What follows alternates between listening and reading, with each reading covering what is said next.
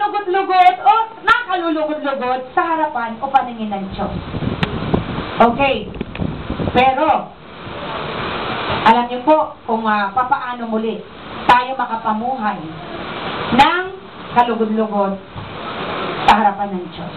Paano po nga ba tayo makapamuhay na isang buhay na kalugod-lugod sa harapan ng Diyos? Una po, kailangan natin pong ma-born again. Sabihin nga natin, born again! Born again. Kailangan po natin ma-born again o maipanganak na muli.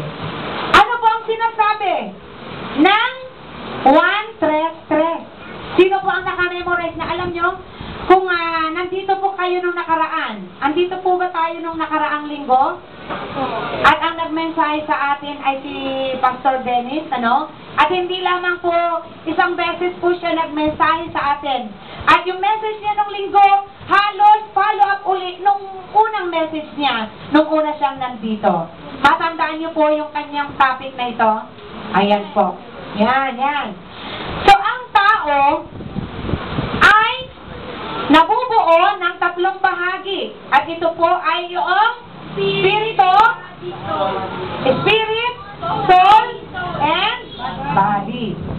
Alam niyo po, sabi niya, na noon pong wala pa tayo sa Panginoon, o hindi pa tayo na-born again, yung spirit natin ay hiwalay pa sa Diyos. Amen po tayo doon.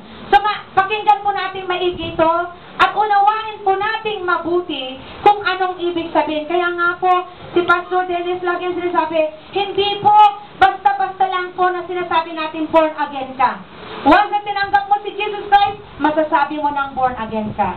Alam nyo, meron ka bang dapat gawin bilang isang born again o nagsasabi na confess na ikaw ay isang born again o na ipanganak na muli sa espiritu at sa tubig. Sabi nga po, ang maliban sa isang tao ay may panganak ay hindi makapapasok sa kaharian ng Diyos. At doon po sa 5, maliban na ang isang tao ay may panganak sa tubig at sa espiritu ay hindi at mauna pa na makakakita at sa pangalawa, hindi makapapasok sa kaharian ng Diyos. Okay, kailangan mong ma-born again. Kailangan po ng bawat isa ay maipanganak na muli. Maipanganak muli yung ating espiritu. At ito po, kasunod po nito, ay yung maipanganak tayo sa tubig, yun nga po yung water baptism. Kailangan din po na mailubog ang lumang pagkatao ng isang taong tumanggap sa Panginoon. Yun po ay kailangan na sundin natin yung inuutos ng Panginoon. Sabi nga dito, huwag ka nang magtaka. Sabi sa 3:7, huwag na po kayong magtaka.